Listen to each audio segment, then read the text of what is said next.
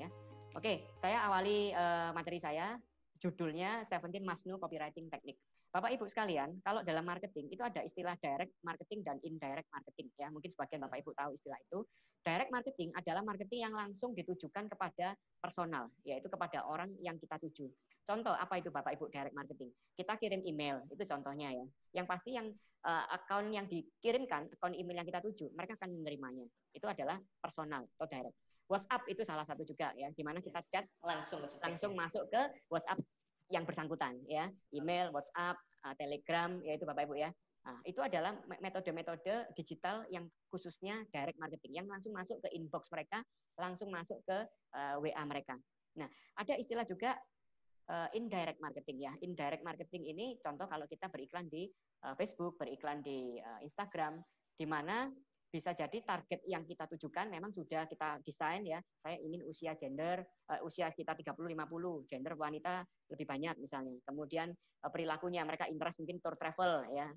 Nah, itu mereka dipilihkan oleh Instagram mana yang muncul di Instagram mereka. Saat mereka buka Instagram, maka muncullah iklan kita yang sesuai kita targetkan. Tapi itu sifatnya masih indirect Bapak Ibu. Jadi tidak langsung personal, japri sifatnya personal message kepada yang bersangkutan. Nah, maka ada istilah copywriting. Ya, Bapak Ibu kita kan bingung ya. Waduh gimana kalau saya japri satu persatu ya keju saya tangan saya. Ya, setiap orang pasti punya kebutuhan yang berbeda. Ya, setiap orang pasti punya hal permasalahan yang berbeda. Maka nanti Pak Greg akan membahas buyer persona, betul ya Pak Greg ya? Mempersonakan grup-grup ya, grup-grup di mana setiap persona itu, setiap grup customer itu dibikinkan copywriting yang spesifik ya. Betul. Nah, jadi Bapak Ibu sekalian, apa sih gunanya copywriting ini? Nah, nama istilah copywriting itu kalau saya percaya copy dan writing, menulis copy.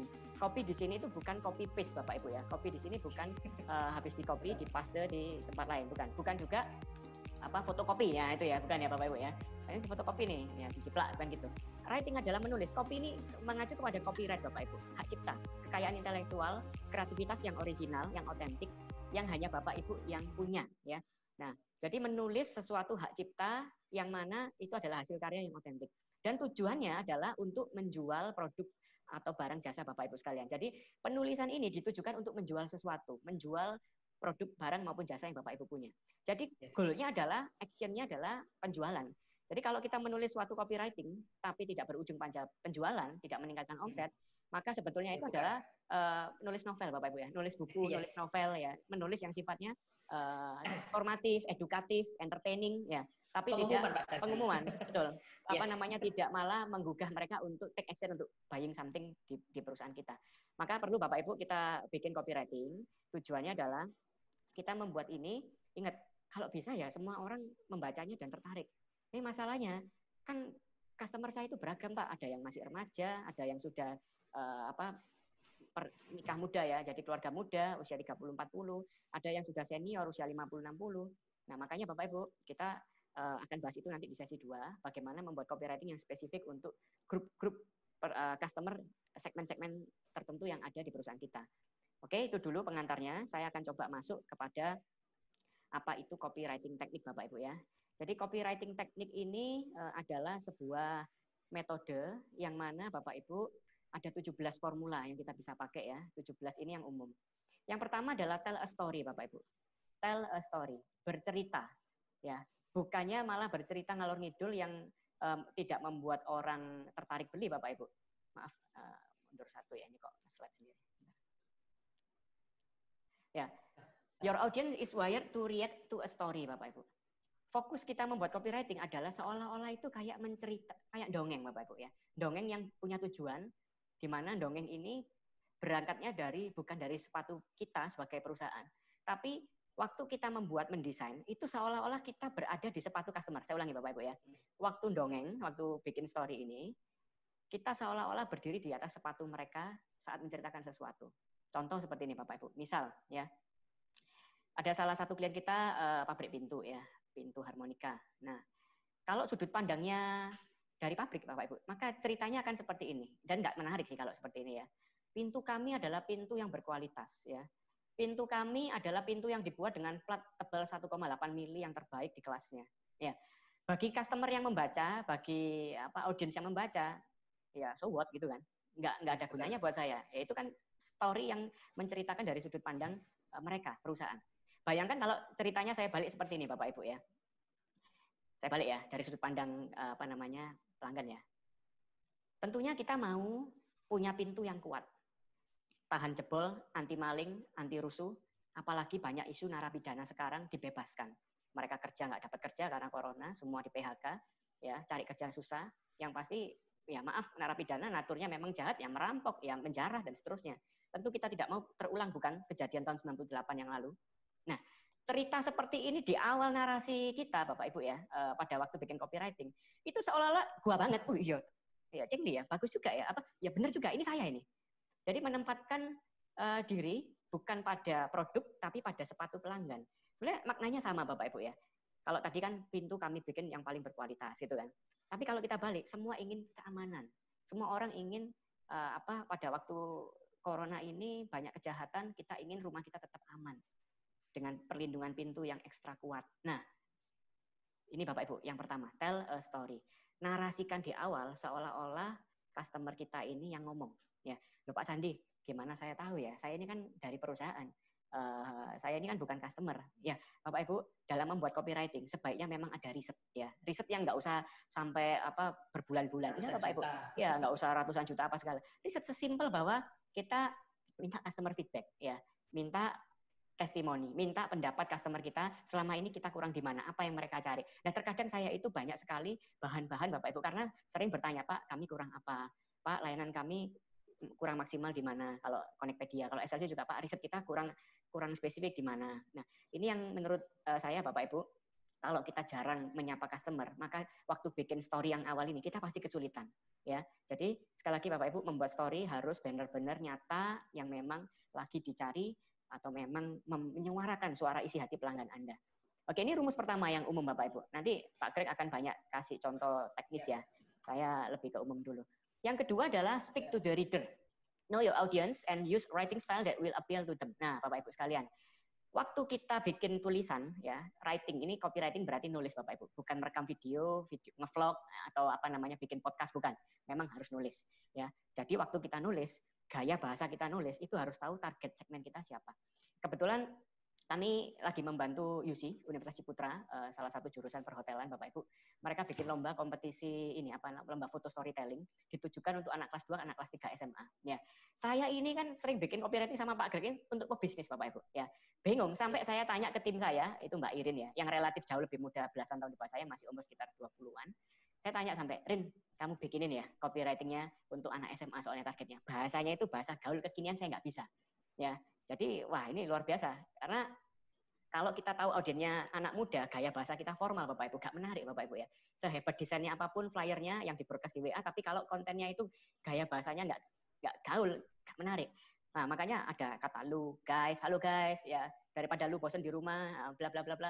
Jadi bahasanya itu lebih nggak formal. Nah Bapak Ibu, ini yang penting. Jadi waktu kita bikin copywriting, pastikan gaya bahasa kita adalah gaya bahasa yang memang sejalan, sepikir dengan segmen kita. Ya, ada salah satu klinik juga, klinik kecantikan 16 cabang di Indonesia, saya nggak sebut namanya.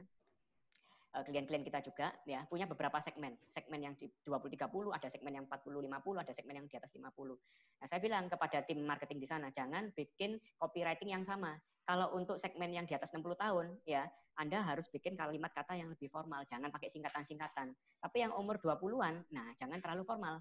Bapak Ibu sekalian, ini penting ya, karena faktanya adalah orang membaca tulisan kita itu dengan cara scanning Bapak Ibu. Kalau di paragraf pertama ini sudah nggak menarik buat mereka, jangan harap mereka baca dilanjutkan di paragraf kedua kita. Maka kita perlu bahwa seolah-olah kita sedang ngomong sama mereka, ya. Oke, saya lanjutkan. Yang ketiga, Bapak Ibu, be positive, use an active and inspiring tone and style. Nah, ini Bapak Ibu. Kalimat positif, kalimat aktif, ya, berbeda dengan kalimat pasif Bapak Ibu ya. Kalimat aktif adalah kalimat contoh gini, saya memakan apel. Nah itu kalimat aktif Bapak Ibu. Kalau kalimat pasif dibalik ya Bapak Ibu ya, apel dimakan saya.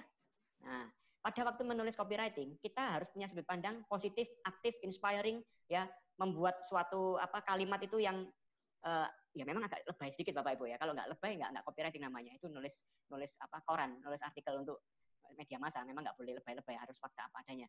Nah jadi harus ada bumbu-bumbu Bapak Ibu, kalimat-kalimat yang membuat orang itu tercengang ya. Contoh seperti ini Bapak Ibu, kalau Bapak Ibu punya perusahaan katakanlah makanan ya Bapak Ibu, food beverage, minuman, makanan, restoran Bapak Ibu ya.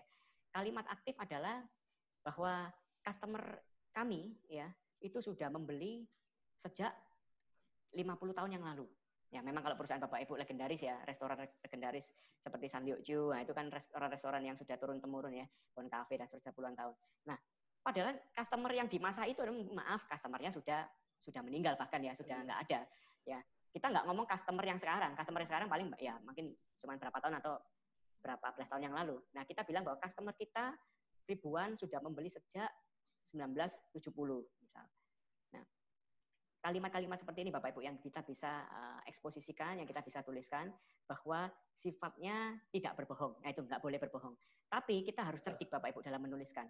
Bahwa kita nggak sebutkan, oh, itu kan customer yang dulu Pak, yang sudah 1970, sedangkan customer yang sekarang kan beda. Nggak apa-apa Bapak Ibu, kan faktanya tahun 70 kita sudah buka dan sudah ada customer, kan gitu ya. Nah ini yang bisa kita masukkan. Ingat sekali lagi kita tidak membohongi yang pembaca, tidak boleh, ya marketing etikanya harus dijaga. Namun Bapak Ibu harus ada sesuatu yang membuat mereka wow, waktu baca itu harus ada wow-nya ya.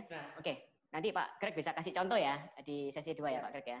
Oke, poin keempat Bapak Ibu, saya masih ada 17 poin, ini masih poin keempat. Harness the power of repetition, ya. Repeating key points 3 times in copy seems to be the sweet spot. Ini kurang lebih seperti ini. Bapak Ibu dalam menulis copywriting itu harus ada satu benang merah, ya. Satu benang merah yang kita memang mau tujukan. Kalau Bapak Ibu punya 3 kampanye berbeda, 3 punya atau lebih, ya. Saran saya setiap copywriting hanya punya satu goal, jangan punya beberapa goal. Di mana satu goal itu terulang minimal 3 kali, ya. Minimal 3 kali dalam satu artikel yang sama. Contoh, misal kalau saya mengenalkan ke Bapak Ibu seminar ya, seminar terkait copywriting ini ya. Pada waktu menulis copywriting itu apa ya? Kenapa sih penting belajar copywriting? Maka dalam satu artikel Bapak Ibu, kalau Bapak Ibu kena WhatsApp blast dari tim kami ya, itu ada kata kunci adalah kenapa sih copywriting itu penting ya. Kemudian copywriting yang pas untuk momen corona ini seperti apa ya? Bagaimana menguasai teknik copywriting? Nah, karena kita jual seminar judulnya copywriting Bapak Ibu ya, maka kalimat copywriting, kata copywriting itu harus minimal muncul di satu artikel atau satu tulisan yang kita tulis. Jadi misal kalau Bapak Ibu mau jual satu produk baru, Bapak Ibu meluncurkan satu produk baru, namakan produk ABC gitu aja ya, maka Bapak Ibu minimal produk ABC brand Bapak Ibu itu harus terulang 3 kali di dalam artikel. Tapi jangan seperti maaf ya iklan kalau di TV itu Bapak Ibu ya itu diulang-ulang itu yang kopi yang Italia mantap cappuccino ya cappuccino itu diulang sampai 3 kali berulang-ulang, orang yang lihat ya juga jenuh Bapak Ibu ya. Bukan seperti itu caranya, lebih kepada tidak terimplisitkan di setiap tulisan kita itu 3 kali, ada di paragraf atas, paragraf tengah, paragraf bawah. Jadi memang kita sudah pecah ya, sudah susun sedemikian rupa, tidak terkesan makso Bapak Ibu. Nah, copywriting ini kita bikin sebuah tulisan yang merupakan karya, yang enak dibaca, yang orang senang waktu membacanya Bapak Ibu. Jadi tidak terkesan bahwa kita ini hard selling ya, tidak terkesan kita jualan dan jualan. Lebih kepada kita ini memberi manfaat berupa edukasi, berupa informasi, berupa narasi, berupa entertaining ya. Namun dalam sebuah konten pengenalan produk yang kita jual. Nah itu yang nggak gampang sih memang. Makanya kita perlu belajar siang hari ini ya. Rumus-rumus awal ini harus dipelajari, minimal ada 3 kali yang kita harus cantumkan di copywriting kita. Yang kelima, ini adalah use facts and stats. Jadi gunakan fakta, data, dan statistik ya. Adding some well-researched facts is basically the recipe for triumph ya. Artinya kalau boleh Bapak Ibu kalau bisa tambahkan juga informasi-informasi yang memang bukan kita yang bikin. Referensi rujukan dari detik.com kah, dari referensi buku apa ya, dari berita mana yang memang resmi, dari BPS, dari data-data statistik yang menunjang produk yang kita jual Bapak Ibu. Jadi memang cari korelasinya mana produk kita, manfaatnya apa, informasi apa ya yang dari pihak ketiga, yang bukan kita yang bikin, bukan kita yang ngomong, tapi orang ahli yang ngomong gitu Bapak Ibu ya.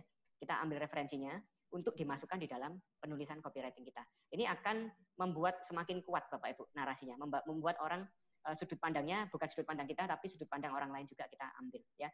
Nah itu Pak Greg bikin copywriting untuk menjual seminar copywriting pada siang hari ini. Referensinya dari George Soros ya Pak ya? Yes, tanggal 28 Pak itu Pak. Oh tanggal 28, sorry. Saya sampai lupa ini apa namanya. Seminar sudah 4 kali ya Connectpedia 1 bulan. Nah itu ambil referensi dari George Soros. George Soros ini kan doyannya momen-momen seperti ini Bapak Ibu ya. Haritanu Sandiaga Uno tahun 98 bisa meledak kaya ya karena ekonomi jebol itulah. Orang-orang kaya itu kadang lahirnya di masa-masa seperti ini Bapak Ibu. Ya saya doakan buat Bapak Ibu moga di momen corona ini ada yang langsung mendadak jadi kaya ya karena menguasai apa berani ambil peluang, berani ambil resiko Bapak Ibu. Moga peserta-peserta hari ini ada yang muncul menjadi orang kaya karena di saat inilah equilibrium sedang terganggu ya, equilibriumnya ekonomi terganggu. Moga Bapak Ibu dapat cipratannya ya. Bapak Ibu yang simpen perak ya, beli perak kapan lalu, emas memang lagi naik harganya ya, perak lagi turun. Nah ini momen-momen seperti ini saya nggak terlalu ekonomik dulu ya, ini kembali ke copywriting, nanti terlalu jauh ya. Oke Bapak Ibu ambil data-data yang relevan, yang itu yang ngomong bukan kita tapi adalah pihak lain eksternal. Yang keenam adalah Bapak Ibu organize your content. Readers should be able to ingest key points at a glance. Artinya konten kita Bapak Ibu waktu nanti kalau misal WhatsApp Bapak Ibu ya, WhatsApp itu tipikalnya nggak tahu, sebagian orang bukanya pagi, siang, sore ya. Kalau Instagram itu pada waktu jam istirahat makan siang dan sore setelah maghrib, kebanyakan Instagram di sana. Kalau saya pernah tanya ya, saya sendiri perilakunya buka WhatsApp itu bangun tidur buka WhatsApp Bapak Ibu pagi biasanya ya. Lepas itu ya siang di kantor ya every time lah Bapak Ibu ya. Kita kalau nggak pegang WhatsApp tangan gatel rasanya ya, nggak buka handphone ini karena pasti banyak chat ke sana. Nah makanya WhatsApp itu kan beredaran seliweran Bapak Ibu. Jangan sampai pada waktu orang dapat WhatsApp kita ya itu tidak mendapatkan key points-nya dalam sekejap. At a glance dalam sekejap mereka langsung dapat maksudnya kita ini dodolan apa gitu Bapak Ibu ya. Maksudnya kita ini lagi nawarin apa sih? Ya, kamu itu lagi jualan apa sih? Jadi dalam waktu sebisa mungkin kurang dari 30 detik awal Bapak Ibu itu yang orang sudah nangkep kita ini mau ngomong apa. Kalau lebih dari itu ya Bapak Ibu itu namanya artikel ya. Saya suka baca artikel-artikel dari pembicara-pembicara juga. Beliau itu lebih ke bukan copywriting. Menurut saya itu adalah penulisan yang untuk artikel ya Bapak Ibu. Panjang paragrafnya lama ya. Kalau di WhatsApp itu ada tulisannya read more sampean ya. Karena panjang. Yes. Jadi baca selanjutnya harus diklik baru ngebuka semua. Nah, saran saya nggak usah sampai nimbulkan WhatsApp itu pilihan read more ya. Karena terlalu panjang orang malas. Yang ketujuh, nah ini avoid long paragraph ya, masih hampir sama dengan yang tadi. Kuncinya adalah 3-4 paragraf Bapak Ibu. Itu yang ilmu copywriting ya, penulisan untuk penjualan, untuk pemasaran. Readers are scanners. Pembaca online itu seperti mesin scan Bapak Ibu, cuma selesai buang ya. Lupa itu ya. Terkadang itu saya saking banyak masuk grup WA dimanapun Bapak Ibu ya. Saya itu kadang ada aku dapat materi ini. Kemarin itu siapa yang sharingnya? Di grup WA mana ya? Kadang itu saya sampai lupa loh Bapak Ibu. Iya, cari-cari di mana ya? Ini artikelnya bagus ini. Saya mau coba ambil sebagai referensi. Saking nih Bapak Ibu, saking banyaknya yang seliweran di WA itu sampai lupa karena kita adalah scanner. Kita hanya scan. Maka Bapak Ibu, moga ya pembaca kita terbiasa untuk memberi stars ya, memberi bintang supaya atau ngasih nil ya Bapak Greg ya. Supaya dia bisa chat kita bisa tetap di atas, nggak turun ke bawah. Pada waktu ada chat orang lain, maka chat yang dari kita tetap bisa di atas. Nah, moga aja punya kebiasaan seperti itu customer kita ya. Ya kalau kita promo ya kemungkinan nggak di nil ya, nggak mungkin dicolok. Yes. Ya. Oke, Bapak Ibu saya lanjutkan. Nomor 8 ya. Ini formula dasar, sekali lagi Bapak Ibu yang baru datang, selamat datang di kelas webinar Connectpedia, WhatsApp Copywriting Technique in COVID-19. Saya lanjutkan untuk nomor 8 buat Bapak Ibu semua. Ini materi yang sifatnya masih umum ya, terkait copywriting teknik umum. Nanti Pak Greg sesi 2 akan membahas terkait WhatsApp copywriting. Skip the showy writing, jangan pamer Bapak Ibu, jangan sok pinter ya, jangan pakai jargon-jargon yang Bapak Ibu saja yang paham ya. Jadi kalau Bapak Ibu adalah seorang konsultan IT ya, jangan pakai bahasa-bahasa IT yang terlalu tinggi Bapak Ibu, sedemikian yang baca itu ramudeng, ngerti Bapak Ibu ya. Saran saya kita turun satu level ya, bayangkan yang baca lebih bego dari kita, yang baca lebih bodoh satu level dari kita. Maka jangan sampai kita menggunakan jargon-jargon yang terlalu teknis di industri kita masing-masing, yang waktu kita bikin copywriting seolah-olah wah ini bagus nih karena inilah yang saya jual memang. Tapi ingat Bapak Ibu, sepatu pelanggan yang hukum nomor 1 tadi jangan sampai ditinggalkan bahwa yang baca ini levelnya di bawah saya. Nah, jangan sampai ini, don't make your readers reach for a dictionary ya. Jangan sampai pembaca kita cari kamus Bapak Ibu. Nah, itu maksudnya jangan terlalu menggunakan jargon-jargon teknis.